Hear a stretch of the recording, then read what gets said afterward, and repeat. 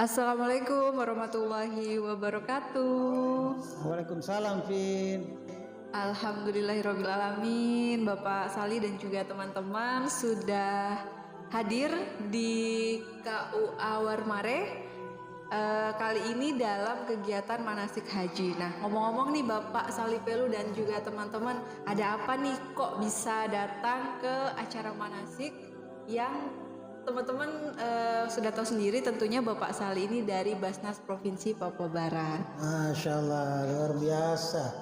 Vin, ya kalau bicara loh kok manasik haji, ada orang Basnas muncul, mungkin kalau orang dari Kementerian Agama, ya masih kayaknya nyambung. Kemudian mungkin dari agen masih nyambung. Benar. Tapi kalau Basnas ini nyambung tidak ya dengan manasik haji? Iya, benar banget. Ya, jadi saya mau kasih tahu begini, para pendengar sekalian, para pemirsa, kalau secara langsung ya untuk kegiatan ini ya kita tidak. Tapi secara syiar, secara kepentingan pasti kita punya ada korelasi lah, ada manfaat yang bisa kita ambil. Kenapa? Yang pertama, kita dengan terlibat dalam kegiatan manasik, kita lakukan sosialisasi, ya. Berarti kita melakukan syiar zakat maupun syiar Basnas. Kita memperkenalkan Basnas, lembaga Basnas itu apa, kemudian zakat, kemudian juga dana yang dikumpulkan itu digunakan untuk apa saja. Nah, karena itu kemudian kami punya kepentingan, makanya kami minta izin, minta disisipkan lah. Iya, siap. Biar barang 15 menit ke 10 menit ke tidak masalah gitu. Yang penting kita sampaikan program kita kan. Karena khawatir Vin, jangan sampai kemudian orang-orang berpikir, termasuk para ini calon jemaah haji, uang itu dikemanakan setelah kami kumpulkan atau umat kumpulkan. Nah, itu penting sekali untuk kita sampaikan. Ini loh program kami itu ini. Ya gitu, Vin. Jadi kita datang ke sini atau Basnas ke sini, yaitu selain juga memperkenalkan diri, tapi tidak kalah penting bahwa Basnas telah amanah dalam menjalankan program di mana umat atau muzaki telah mengumpulkan uangnya di Basnas. Ya baik, makasih penjelasannya Bapak Sali. Berarti selain syiar, tentunya Basnas juga mengambil kesempatan di acara manasik Haji tahun 2025 ini untuk bisa mengambil bagian untuk menyampaikan kepada para muzaki ini loh kerja ataupun program-program yang sudah Basnas lakukan. Apalagi kebetulan sekali kita baru saja melewati bulan Ramadan yang tentunya pasti banyak sekali muzaki yang sudah menitipkan amanahnya kepada Basnas. Ya, kalau ngomong-ngomong soal program nih Bapak Sali Pelu, boleh dong teman-teman online juga di-share apa saja sih program-program Basnas yang sudah dijalankan selama ini. Terima kasih Vin, luar biasa. Penting sekali memang untuk diketahui oleh publik, oleh umat Islam, oleh para muzaki gitu kan. Dana sekali lagi dana yang dihimpun, terutama kemarin itu bulan Ramadan. Iya, benar banget Pak. Banyak. Saya mau kasih tahu begini, kebetulan saya di bidang penghimpunan. Itu secara umum ya di Basnas Indonesia juga yang ada di Papua Barat ini, pengumpulan dalam setahun 30% itu ada di bulan suci Ramadan. Iya, karena semangat orang ya Vin, gira orang untuk menunaikan zakat, infak dan sedekah, karena mereka yakin di bulan suci Ramadan itu akan dibalas oleh Allah dengan pahala yang berlipat-lipat. Makanya kemudian mereka berlomba-lomba untuk menunaikan zakat, infak dan sedekah. Nah, kemudian mereka pertanyaannya itu, Basnas itu karena dia merupakan lembaga, jadi dia bukan ormas ya, sekali lagi dia bukan ormas, lembaga mulai dari pusat sampai kepada provinsi, kabupaten, itu dalam bekerja, dalam mengelola zakat, infak, sedekah itu harus mengikuti pedoman yang ada. Iya, mengikuti pedoman. Nah, karena itu juga dalam menyusun program, kami juga mengikuti aturan main yang ada di Basnas. Di Basnas Provinsi misalnya, itu kami punya 5 program. Papua Barat Cerdas, Papua Barat Takwa, kemudian Papua Barat Peduli, Makmur, dan kemudian Papua Barat Sehat, ada 5. Itu dari pusat itu semua sama, cuma namanya aja yang beda. Secara substansi itu sama. Dari pusat, kemudian provinsi, kemudian kabupaten. Namanya mungkin di sedikit-sedikit ada beda, tapi secara substansi itu sama. Nah, dari 5 program besar itu fit, kemudian nanti di breakdown, kemudian diturunkan ke sejumlah kegiatan, termasuk yang tadi kami paparkan di kegiatan manasik tadi itu, ya. Baik, tadi kalau saya menyimak dan juga teman-teman tentunya juga sudah menyimak, ada 5 program unggulan dari Basnas Provinsi Papua Barat. Mungkin saya izin ulas sedikit. Yang pertama itu Basnas Papua Barat Cerdas, Papua Barat Sehat, Papua Barat Takwa, Papua Barat Peduli, dan juga Papua Barat Makmur. Oke, nah mungkin boleh dong Pak dikasih sedikit atau satu contoh detail program dari misalkan Basnas Papua Barat Peduli. Mungkin dari Basnas Papua Barat selama ini apa aja sih, atau ada satu contoh program apa sih yang sudah dijalankan selama ini Pak?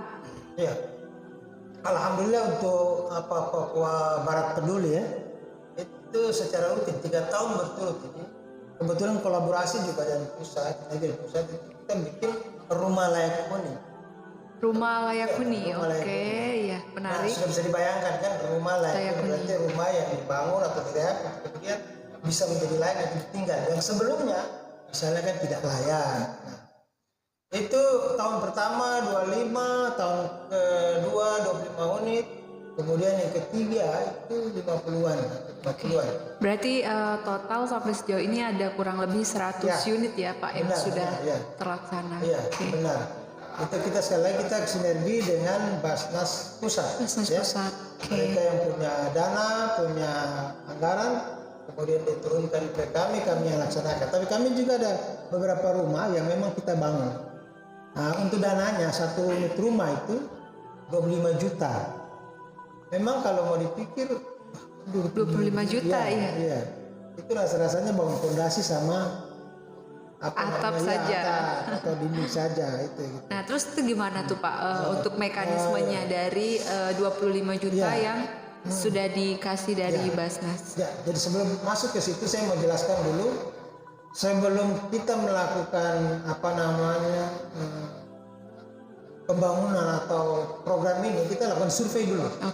Iya, survei ke tempat di mana yang memang rasa-rasanya itu akan layak untuk dibangun. Setelah survei, kemudian kita bicara dengan pendamping. Kita tentukan pendamping, ada pendampingnya setiap wilayah itu pendampingnya. Setelah sebelumnya kita bicara dengan sejumlah pemangku kepentingan, misalnya Pak Distrik, Pak Lurah, juga Pak RT. Kenapa seperti begitu? Karena ini bicara kita bukan bicara proyek, tapi kemudian ini adalah program untuk membantu kaum miskin ya, membantu duafa. Dan yang kedua, kalau bicara duafa berarti perlu pelibatan masyarakat yang ada di sekitar situ, masyarakat yang harus juga peduli kan. Kemudian yang ketiga, karena dananya itu hanya 25 juta, tentunya butuh dukungan dari masyarakat sekitar. Pihak-pihak terkait. Baik itu tenaga, pikiran, bahkan juga sampai materi. Ya, betul. Makanya ada beberapa tempat itu yang kemudian bisa puluhan orang bantu kerja gitu. Jadi pertama strateginya kita melakukan survei dulu. Nah, tentunya ada syarat-syaratnya gitu. Dia masuk golongan duafa, kemudian lahannya itu harus milik dia, bersertifikat. Kalau tidak bisa, khawatir nanti di kemudian hari akan ada yang komplain dan sebagainya atau sengketa.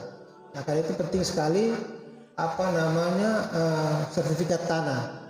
Nah, kemudian juga kita memastikan bahwa di sekitar situ memang orang-orang mendukung. Kalau tidak memang berat, karena dananya sekali lagi hanya 25 juta. Dari semua yang ada atau yang penerima manfaat paling banyak itu di dataran Prafi. War Pramasi paling banyak, terutama di daerah SP sini tuh, di SP 6, SP 5 juga sampai ke SP 8 gitu. Di SP 4 sini juga ada satu, SP 1 juga ada, SP 2 juga hanya satu. Tapi yang secara umum sekali lagi itu yang banyak itu memang ada di dataran Prabu. Di kota hanya ada 2, 3 gitu. Nah, begitu Vin ya. Itu yang bisa kita sampaikan kepada publik, kepada masyarakat, kepada para muzaki, bahwa dana yang dihimpun itu kemudian kita bentuk dalam program semacam itu, rumah layak huni salah satunya ya Pak. Ya, Oke. benar. Kalau kita dengar tadi sahabat KUA, penjelasan dari Bapak Salih Pelu cukup mendetail dan mendasar. Selanjutnya saya pengen tahu nih Pak, terkait dengan Bapak Salih ini selaku Waka 1 bidang pengumpulan. Boleh dong Pak di-share juga ke sahabat-sahabat KUA terkait dengan gimana progres pengumpulan yang baru saja kita lewati di bulan Ramadan ini, apakah sesuai mencapai target kah ataupun menurun atau meningkat, dan mungkin apa sih aspek-aspek dan juga faktor-faktor yang mempengaruhi? Iya, terima kasih Mbak Trivin. Ya, tadi di awal sebenarnya atau di pertengahan tadi saya disinggung kalau pengumpulan yang paling tinggi sekitar 30% itu ada di bulan suci Ramadan. Alasannya karena rata-rata orang berpikir ini bulan berkah, bulan yang betul-betul bisa melipat gandakan pahala ketika orang berbuat baik, termasuk berzakat, infak dan sedekah. Kemarin kita target dalam bulan suci Ramadan ini, kita target 450 juta ya dalam bulan Ramadan. Alhamdulillah kita bisa mencapai 430 sekian, artinya di atas ya. Artinya ada peningkatan ya Pak. Di atas 90%. Ya. Capaian target itu, ya. Itu tentunya dengan kita melakukan berbagai ikhtiar, berbagai upaya untuk bagaimana kemudian bisa meraih atau mencapai target tersebut. Persiapannya cukup jauh juga. Sebulan sebelum bulan Ramadan itu kita sudah telah melakukan berbagai persiapan, diantaranya rekrut relawan. Karena kami SDM di Papua Barat itu tidak terlalu banyak. Kami yang pimpinan 4, kemudian stafnya itu 6. Nah itu masih kurang, masih jauh. Karena itu kami rekrut relawan, para mahasiswa, itu orang-orang yang belum punya pekerjaan tetap lah ya. Kalau mereka mau ini ya kita rekrut, kemudian kita beri pembekalan. Alhamdulillah kemarin itu 12 orang. 12 orang bisa ambil bagian, kemudian kita bagi mereka gitu. Kita kan buka gerai. Ada sekitar 11 gerai. Yes. Lumayan banyak ya Pak? Iya lumayan. Itu di samping sepanjang jalan, ada di Jalan Baru, di Arfai, kemudian juga di kota ya. Tapi juga di instansi seperti BPKP, gedung keuangan, kemudian juga jemput zakat misalnya. Itu kita lakukan. Itu semua dalam rangka untuk mencapai target itu. Karena kita sekali lagi membaca suasana batin orang itu betul-betul ingin sekali untuk bersedekah kayak gitu. Nah itu. Kalau di luar-luar itu harus kita maklumi juga mulai turun, mulai pudar semangat itu berzakat, infak dan sebagainya. Tapi kita tidak pantang mundur, kita tidak bergerak. Ada istilah itu bergerak terus bergerak. Itu motonya Basnas kan? Nah, jadi mau di bulan puasa kayak tidak kita mengajak masyarakat, sosialisasi, edukasi dan lain sebagainya untuk kemudian mengingatkan mereka, membangun kesadaran tentang zakat, kewajiban. Sama tuh dengan ketika sholat misalnya. Muadzin Allahu Akbar, hayya 'alas shalah, begitu. Itu sama kan? Ada dalam Islam itu ada 5 rukun Islam itu ya. Syahadat, apalagi sholat, puasa, zakat, haji. Nah, gitu. Kita juga mengajak orang terus-menerus untuk berzakat. Karena itu kewajiban. Kalau sudah mampu sesuai dengan ketentuan syariat Islam, sudah memenuhi nisab dan haulnya, maka wajib mengeluarkan zakat. Memang tidak mudah, Vin. Mengajak orang untuk berzakat dibanding mengajak orang untuk sholat, zakat, puasa itu beda. Saya sudah mengalami itu, menjalani itu. Ketika ajak sholat itu tidak begitu susah. Ada puasa, kesulitan tersendiri ya Pak? Karena apa? Dia rasakan langsung. Kalau puasa dia rasakan itu puasa. Begitu juga sholat, dia rasakan, dia nikmati. Kemudian haji apalagi. Dia sama selain dia beribadah, tapi itu juga pesiar, maksudnya dia bisa ke tanah suci, suasana yang beda, ibadah yang beda, luar biasa. Meskipun dia harus keluarkan uang banyak, tapi karena dia rasakan langsung. Nah, beda dengan zakat, dia tidak rasakan langsung, dia cuma kasih keluar dengan harapan mudah-mudahan dia dapat kebaikan, pahala berlipat gitu. Nah, karena itu penting sekali bagi kita Basnas untuk menunjukkan gitu loh kepada para muzaki, kepada para donatur, ini loh program yang kita lakukan, di mana kalian sudah menyalurkan zakat infak, supaya ada kepuasan, ada kepercayaan. Nah, itu pentingnya kami lakukan sosialisasi. Begitu ya. Iya. Terima kasih banyak Bapak Sali Pelu. Terakhir nih Pak, yang menarik untuk saya tanyakan kepada Bapak, kurang lebih kalau untuk sekarang Basnas Papua Barat sendiri itu udah berapa lama sih Pak berdiri di Manokwari? Itu dari tahun 2016. Oke, berarti 2016 sudah berapa tahun kurang ya? lebih 9 tahun. 9 ya. tahunan. Nah, Benar. dari 9 tahun perjalanan Basnas sih Pak, kira-kira apa sih Pak kendala ataupun tantangan yang menurut Bapak sampai saat ini masih terus dihadapi dalam syiar menjalankan zakat infak sedekah umat Pak? Ya, benar sekali. Setiap pekerjaan apapun itu ya, selalu ada tantangan, selalu ada rintangan. Begitu juga organisasi, lembaga apapun itu, yang secek-cek pun, yang sedang, apalagi lembaga besar seperti Basnas. Basnas kan besar, dan mulai dari pusat sampai ke kabupaten, hampir seluruh provinsi itu sudah ada Basnasnya gitu. Kita sekali lagi kita bekerja di bawah amanah undang-undangnya. Oh ya, saya perlu kasih tahu, sebelum saya jawab lebih jauh lagi, saya perlu kasih tahu bahwa kita ini lembaga pemerintah non struktural, ya. Lembaga pemerintah non struktural. Kita itu dibina oleh Kemenak. Bahasa provinsi itu SK-nya SK Menteri Agama. Iya. Begitu juga aturan-aturan lain tentang penghitungan zakat dan lain sebagainya. Itu ada, dia punya aturannya, ada undang-undangnya, ada peraturan yang dikeluarkan oleh Kemenak. Iya, begitu. Jadi kita itu di bawah bimbingan Kemenak. Pertanggungjawaban juga ke Kemenak, pengelolaan zakat, infak dan sedekah. Ya. Ya, kemudian kembali ke pertanyaan tadi ke Vin itu, kendala apa yang paling dirasakan? Singkat saja, mengajak orang untuk berzakat sampai hari ini itu masih berat sekali. Seperti yang tadi saya jelaskan bahwa mereka tidak merasakan langsung apa yang mereka berikan.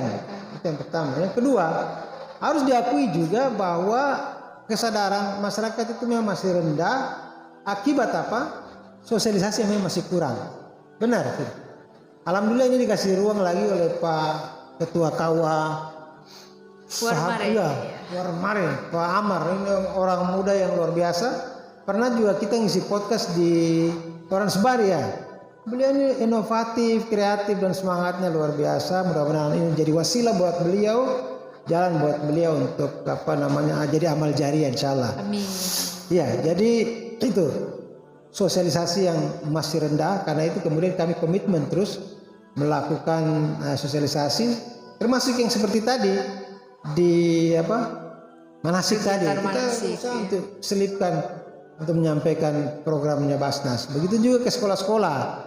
Di SMP Negeri 2 misalnya, beberapa waktu lalu kami lakukan. Tadi kami datangi sekolah MAN dan MTS. Ya, MTS. Ya, kita ketemu kepala sekolah, kemudian bincang-bincang silaturahim, tapi juga menyampaikan tujuan kami untuk kemudian kalau diberi kesempatan akan melakukan sosialisasi, membangun kesadaran sejak dini kepada para siswa. Ya, tentang zakat, infak dan sedekah. Tujuannya adalah agar kemudian mereka terbiasa untuk berbagi, peduli terhadap orang lain, terutama teman-temannya. Kan boleh jadi ada di antara teman-teman itu yang kekurangan. Nah, itu bagian dari sosialisasi yang akan terus kami gencarkan, akan terus kami lakukan. Yang berikut, ini kami kan lembaga pemerintah. Alhamdulillah untuk di provinsi itu kami dapat dukungan, dukungan dana hibah juga. Bahkan waktu zamannya pejabat gubernur Ali Temang Mere itu ada surat edaran kepada para bupati, wali kota, dan ASN, kemudian menunaikan zakatnya di Basnas karena sebagai lembaga pemerintah ya. Itu sesuai dengan undang-undang dan instruksi presiden ya. Presiden itu kepada kementerian, lembaga dan lain sebagainya untuk membentuk atau memfasilitasi Basnas dalam Melakukan sosialisasi operasionalnya. maupun pengumpulan di instansi-instansi yang bersangkutan. Itu instruksi presiden. Nah karena itu kemudian turunannya itu pemerintah daerah menerbitkan surat edaran. Namun tidak serta merta ketika surat edaran itu muncul kemudian berkali kali melakukan sosialisasi kesadaran untuk membayar zakat itu lantas terbentuk. Tidak. Kami pahami itu karena memang itu butuh proses.